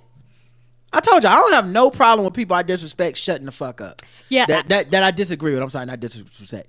People I disagree with shutting the fuck up. I love it. When they be like, oh, you know, so-and-so a secret Republican. Good. That's the best way to be, secretly. Yeah, and also, I am the type of person where I don't demand that they come out and say something. If they don't say anything, I'm like, I'm fine with that. Like, That's what honestly, I'm saying. I don't want to know where I stand with you. Right.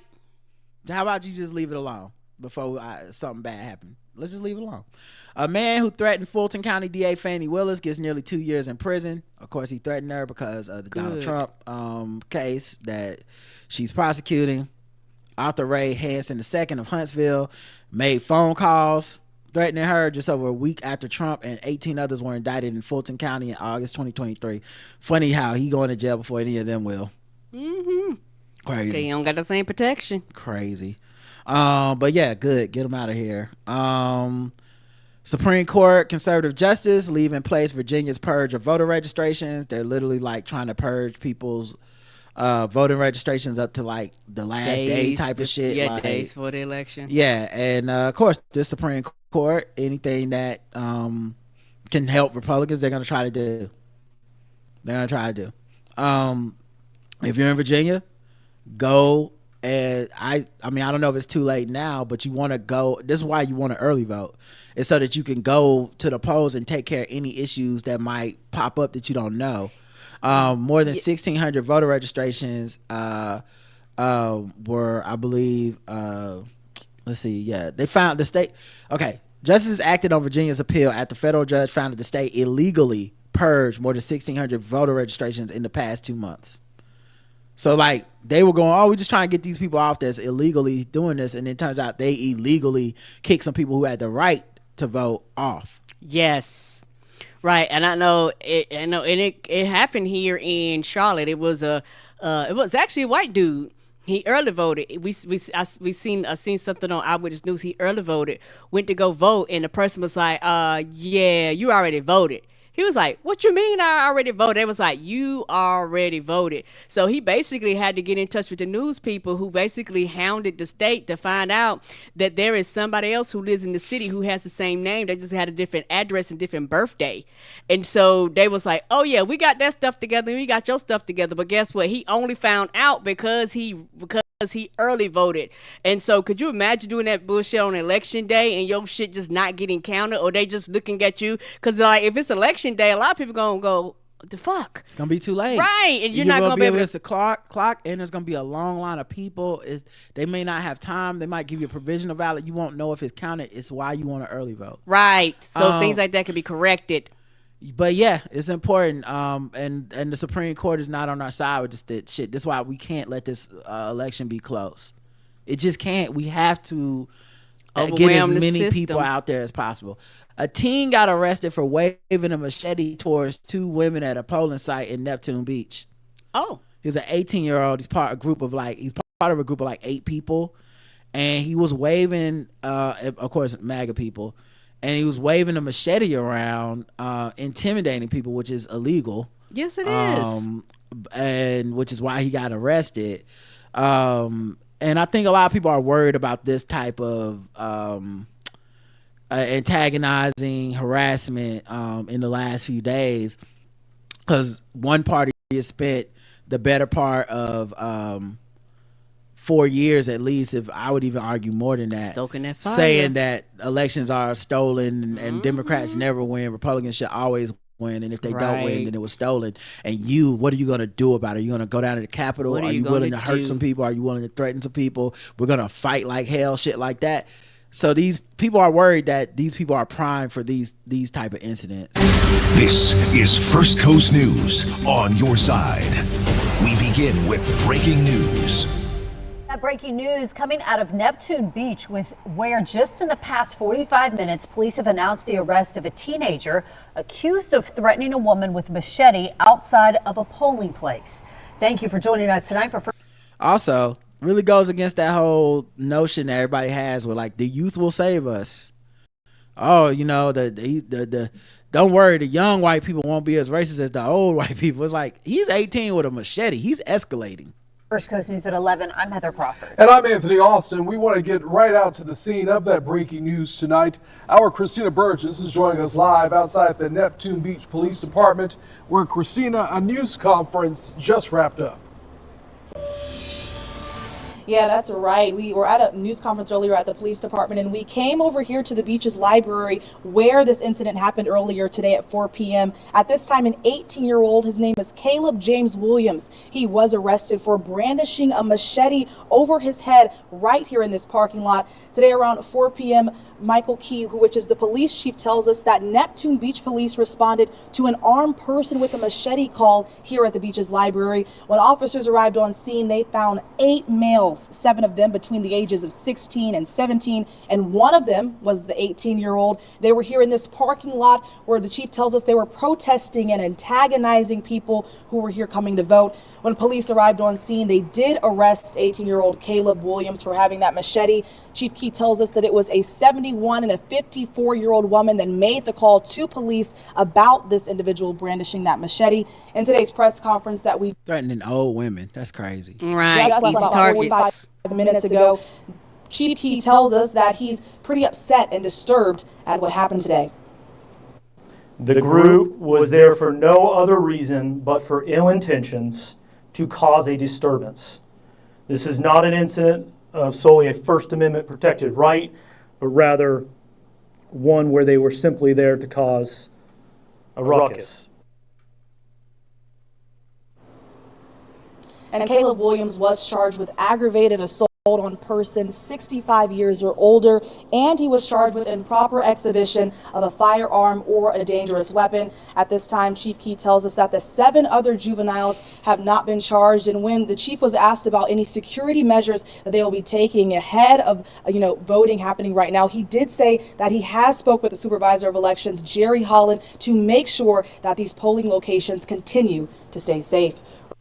All right, but yeah, that's what we're up against, man. And I mean, I'm not gonna do the alarmist shit because I think it actually people think they're helping, and I think they're not.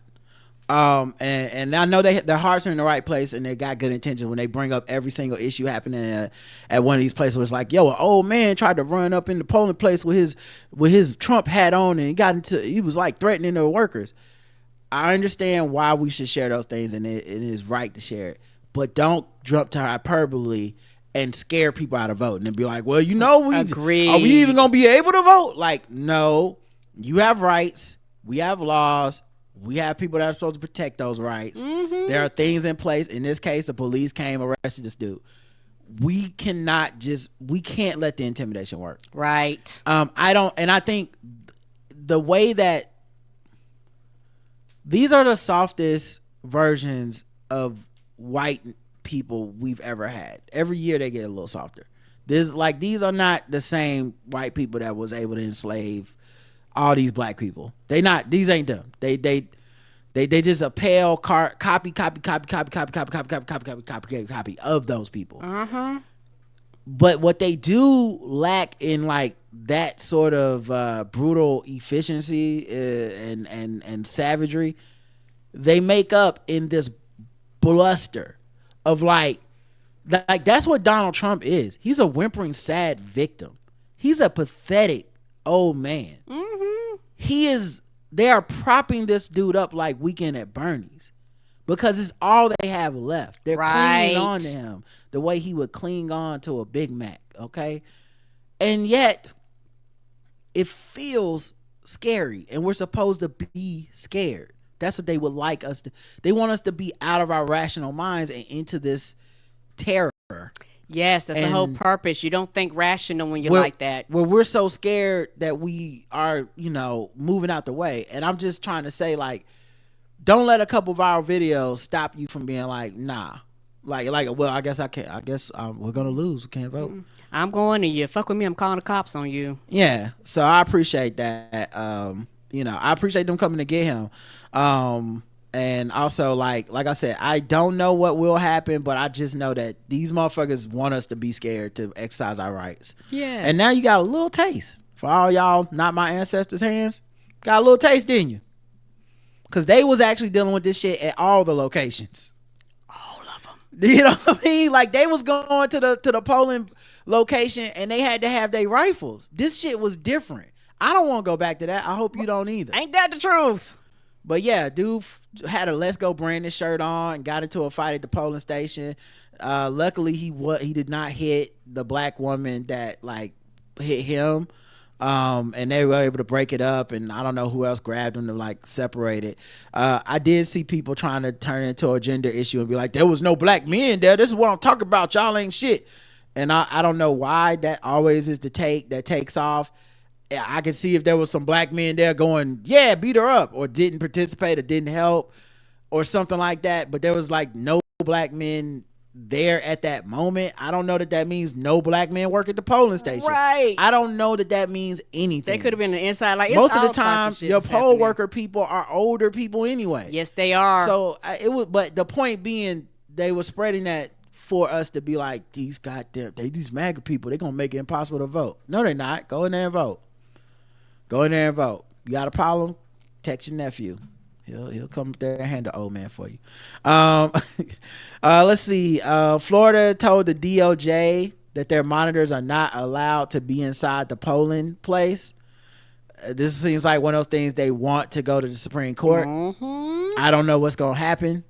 Not with this Supreme Court. You never fucking know. The Department of Justice, I'm not sure what they can, like, what is allowed to be done. I'm not savvy enough to know these things. Right. I will say their fear of having the DOJ in there monitoring that election tells me that Florida people have been saying it for a while. Maybe Florida is in play because they scared. They real scared. That's some scary shit to be like, don't even come in here and count. That's their job to oversee what the fuck y'all doing. Right. So I don't know what'll happen with the DOJ and how what they'll do. And I don't necessarily know that means any malfeasance is going to take place or could take place, but it's a statement. Yeah, for the fact that y'all don't be like, sure, come on in. We ain't got nothing to hide. U.S. officials say video falsely depicting voter fraud in Georgia is linked to Russian influence actors. Yeah, they said that shit has been off the chain. They were saying, particularly this election, they learned from 2016 and 2020.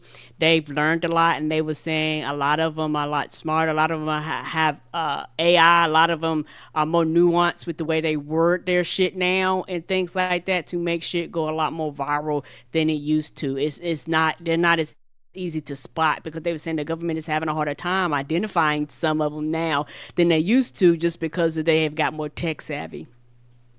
Video purporting to depict voter fraud in Georgia is fake and the work of Russian influence actors, U.S. intelligence officials said Friday.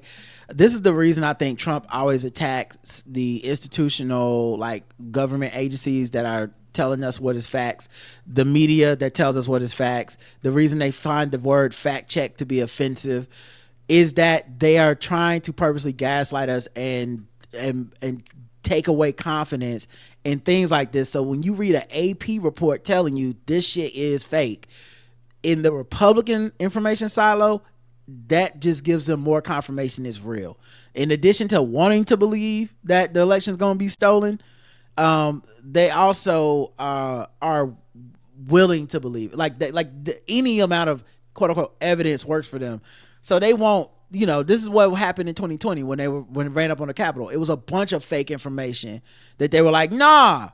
And that's why they got so offended when a few months ago Trump was saying we lost by a little bit. We didn't, okay, it wasn't necessarily stolen at the time. And then they flipped the fuck out and he had to go back to no, it was stolen. Mm-hmm. They stole it that time.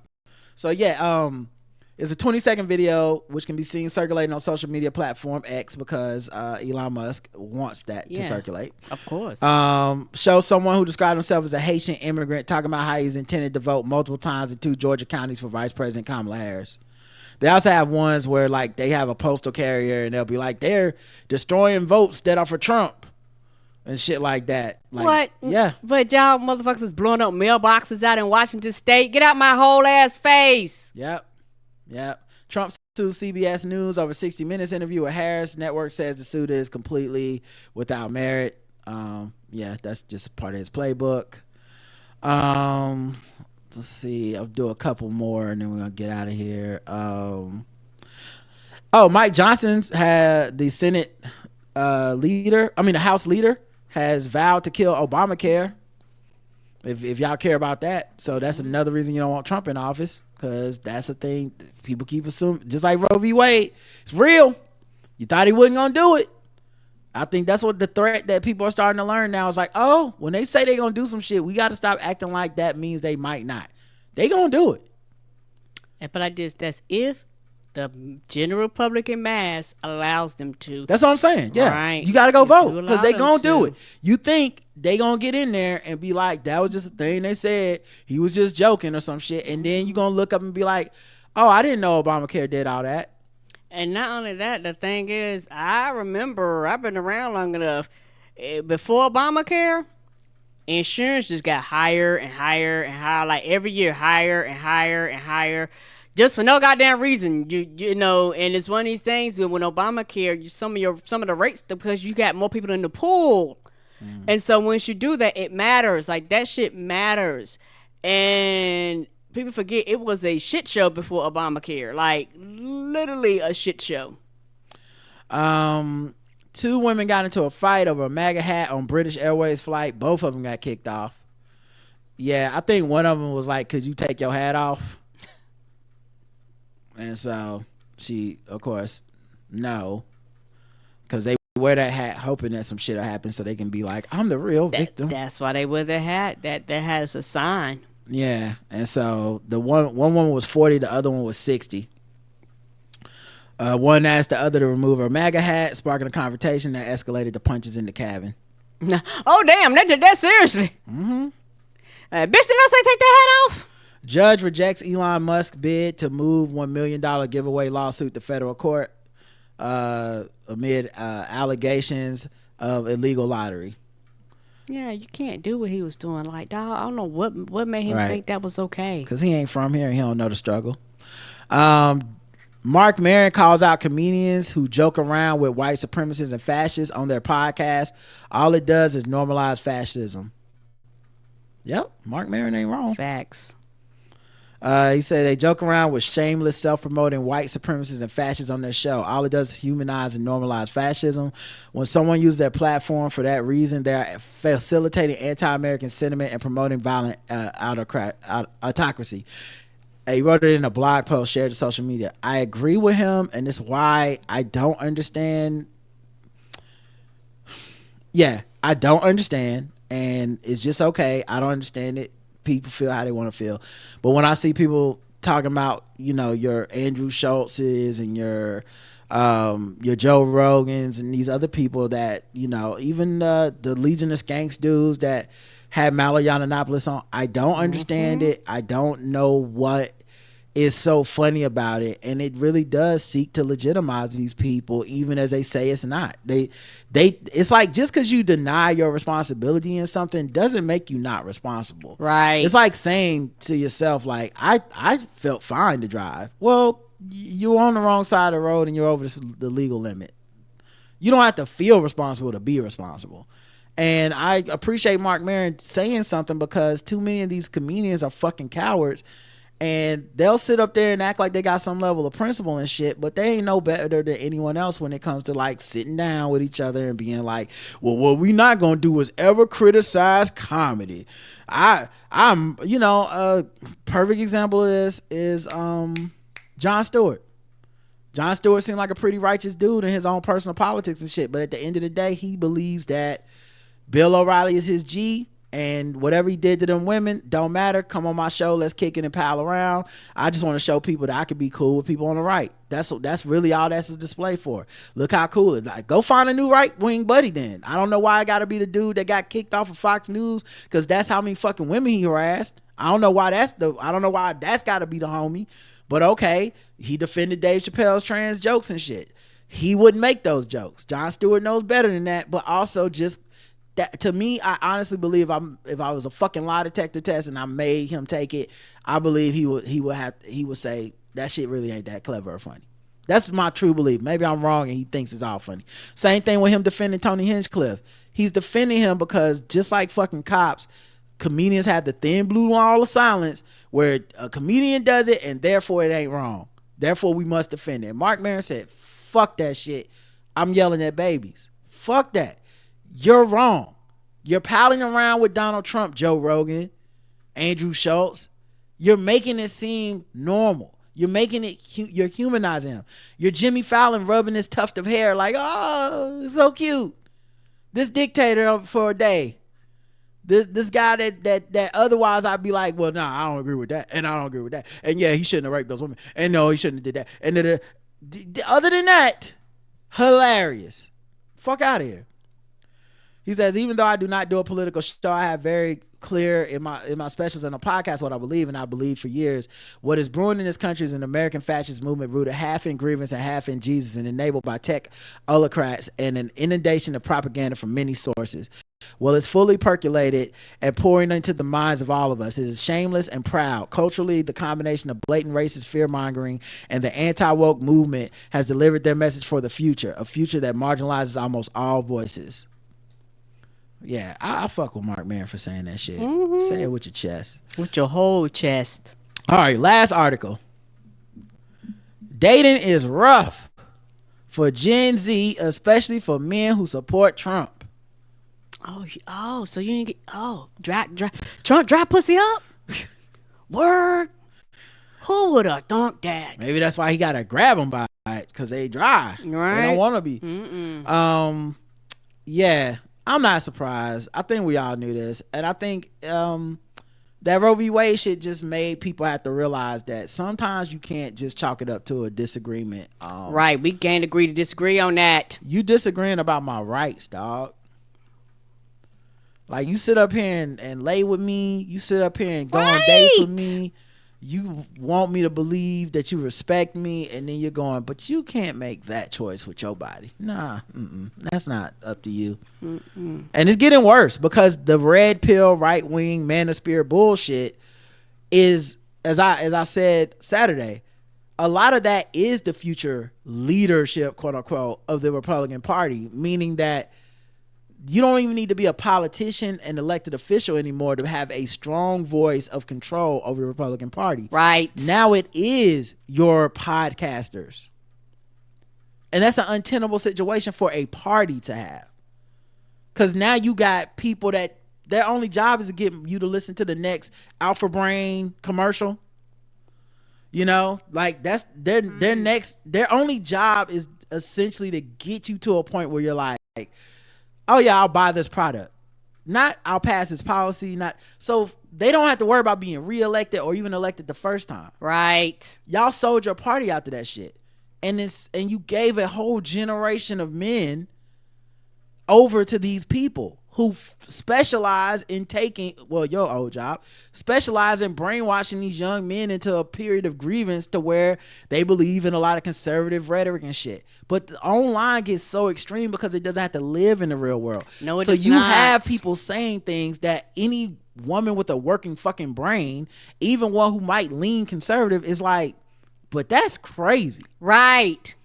Like, y'all on some Handmaid's Tale shit. Like, what is this?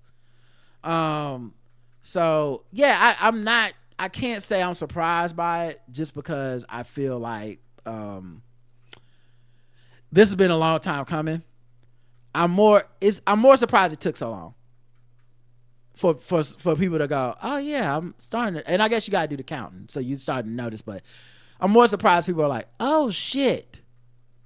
Yeah, if you keep saying horrible shit about women, there's a really good chance that women are gonna be like, I don't want to fuck you anymore. Right. A lot of men will talk themselves out of pussy because just stupidness. Like it don't. I come here and sometimes I've already may have made up my mind I'm gonna fuck you tonight, but then you gotta say stupid shit and then be like, don't nobody wanna fuck me. Yes, cause you're running the hoes away. You're running the bitches and hoes off. Like saying I vote for Trump. You basically saying, hey, if we fucking you get pregnant, you know, you gonna have this, but like you are saying a lot of shit to me without saying it to me, and you act like I'm stupid enough not to realize what you're doing. So why would I waste the time to fuck you? Like, that doesn't make sense. You aligned with a rapist. That's who you're aligning yourself with. You're aligning yourself with JD Vance, who said horrible things about women. Like, that's who you align yourself with. Why would that be attractive to any right-thinking woman? Right. Who's into that? Who thinks that's sexy? And the fact that other men have been telling you all this time, like, no, women should be into that, and secretly they are into that. You just need to exude these things. And it's like, well, let's look at the facts. Let's look at the numbers. Let's look at the analysis. Oh, they don't want to date you? Interesting. And I bet you, particularly after Roe v. Wade and the IVF, all of a sudden, all these matches started going, because it sounded like prior to that, they didn't have a problem. Now, all of a sudden, you know, they started disappearing. Right. You know, all of a sudden, you don't get no left swipes. All of a sudden, you don't get no callbacks, no second dates. You know, because odds are people probably stop putting a lot of that shit on their profiling and stuff now. But when y'all get face to face, they go, well, I ain't put it on my profile, but this is what, and they be like, no, baby, ain't gonna be no second date. Right. They go, check, please. Or they leave you there and go to the bathroom and to never return. Right. Or some bullshit, because now all of a sudden it's scary to them. Because the thing is, you're supporting a rapist. You're supporting somebody that doesn't care about women. You're supporting somebody that said he gonna grab me by my pussy. Like, you're supporting this dude, and you want to fuck me? Get out of my face! Right, and we're just talking about fucking, which is not really fair, because if we want to take it to the totality of what they've done, women don't want to be in relationships with these men. Right. It's people are already lonely. Men are already extremely fragile emotionally. White men, there's an epidemic of like suicide and shit with them. They don't realize how much of the call is coming from inside the house, inside their control. This mentality is one that does not attract any right thinking woman to you. Even I would even venture to guess, even these women that sell that they're into this shit, it's a brand. Like Yes. I have a hard time believing you could tell Marjorie Taylor Greene or Lauren Boebert what the fuck did they gonna do with their body. I have a hard time believing that. If you really sat them down and said y'all gonna live under these laws that y'all keep promoting, they would be like, no, them laws for y'all. That's what I had to say to get elected. As far as like what the fuck I'm gonna be doing in my house if my daughter gets pregnant, none of your motherfucking business. I think that's exactly what they would say. Yes. All right, and then this last video, I hesitate to play it almost, not because it's offensive or anything, but just because I don't like giving these people shine. But I'm trying to illustrate something about vibes, so I'm gonna play it anyway. Nick Fuentes, who's like a white supremacist Trump supporter person, put out a video where he's kind of abandoning ship of Trump. Garbage. And at the Trump rallies, they're yelling trash for Trump, trash for Trump. And I saw other people. I saw white guys. I saw Hispanic guys inside trash cans, jumping out of them with Trump signs. White guys with garbage bags that say trash for Trump 2024. And that was kind of like, to me, that was the moment when I realized Trumpism was a cult. That was the moment when I realized liberals are right. That was the moment when I realized it has gone too far. It is Frankenstein's monster. We have created a golem. It is a problem. I'll stop it there. But yeah, like, one, we've been saying that for years. I don't put it past him. Like, I can't give credit to this, like, oh man, it's good to see him do this. On your left cap and everything, but he ain't gonna vote for Kamala. But whatever. I appreciate him eroding some goodwill towards Trump. But what I was gonna say is, I don't look at this as a sign of like, we were right. Nick Fuentes came around. Welcome to the party, pal. Come on in the club. No, I don't think he will come in the club. There's gonna be some dumbass, probably white, liberal type people that will welcome him in, and he's gonna stab them in the back at some point because they're gonna think that you can work with his guy because he had some type of epiphany. But the good news is, and why I see this as good news, he pivoting. A lot of them are because they're he scared. Hopping off that ship, and they're scared. Not because they're scared. No, hopping off that ship because they're like, this ship's going down. Like, the money ain't gonna be here at the November. Like, whenever this dude loses, whatever chaos comes with him denying he's losing, whatever fuckery we have to endure. Yeah, I'm not doing another January 6th. I'm not running up on the Capitol going to prison for this dude. I'm not like the dude he looks so bad. He's saying so much dumb shit. We don't even play the dumb shit clips on here. There's a clip of him looking like he's sucking the dick of a mic. I don't play that stuff mostly because it's gonna make people laugh and it'll be funny. But it's, honestly, to me, it just makes the threat seem not as real. Oh, and it's real. And people get so caught up in like, look, he's sucking a dick, ha ha ha.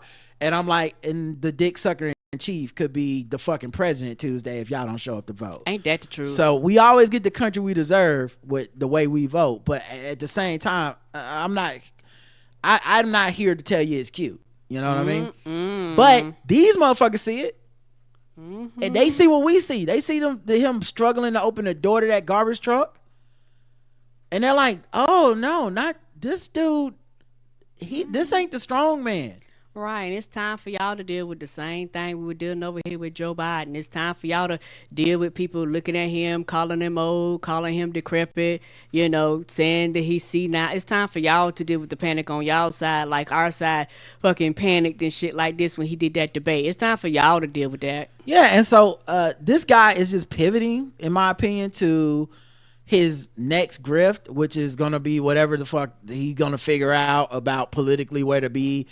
I would not put it guys gonna stay in a white supremacist lane because that's what the fuck he been doing. And that's what his money and is. Any epiphany he gets is just another grift to keep that shark swimming so it doesn't drown. But some people gonna fall for the shit. It just won't be me. But yeah, I like the telltale sign that it's saying in the wind is shifting. They're going, I gotta get off of this garbage vessel, this garbage barge. We gotta get the fuck off of this because look at this. These losers are now putting on garbage. This guy is going to lose, and we don't want to be around for that moment. You know, they've been trying to do it the whole time. They've been sensing it deep down. When Joe Rogan said he was an RFK Jr. guy, that's why he was trying to get off the ballots in some states. Some states was like, no, bitch, you on here, you're gonna stay. We're not gonna delay it because you won't take your name off. Right. What's the dude's name that shot up the rally? The one with Kyle Rudolph. When Kyle Rudolph said he was not voting for Trump. Ain't it Rittenhouse? Kyle Rittenhouse. Okay. Thank you. You're right. Sorry, that's my fault. No problem. But yeah, that kind of shit. Those telltale signs, to me, that's good news. It's to look up and be like, okay, y'all don't want to deal with this shit. Y'all see a fallout coming that you don't want to be part of. Right. And I said this a long time ago. And I mean, it was looking pretty dicey this year. And we'll find out if I'm right. If Trump loses, we'll find out. If he wins, we'll never find out. Or I'll just accept that I'm wrong. But I did say when he was leading and about to win the first time, when he was still in the primary, I said, Donald Trump is the kind of man that if he loses, we will look around and we will see people basically acting like he won out of nowhere. Like if he wins this 2016, right? But in 2020, if he loses, 10 years, 20 years from now, it'll be like, no one voted for him. We wasn't fucking with Trump. He's a racist. He's a fascist. He's a rapist. He's a criminal.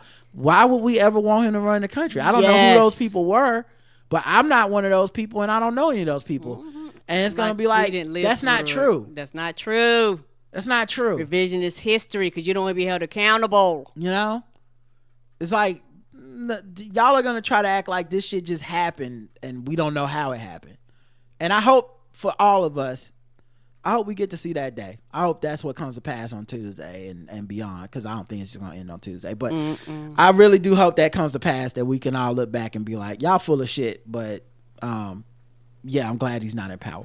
Anyway, that's it, man. We talked about a lot. It was rambling. It was mostly politics. It was still almost 2 hours. We'll try to do some fun things later on in the week. Okay. We still have Hornets games to go to this week, so y'all probably won't get all the shows. But that's it. Until next time, I love you. I love you too. Mwah. Bye, everybody. Have a good rest of your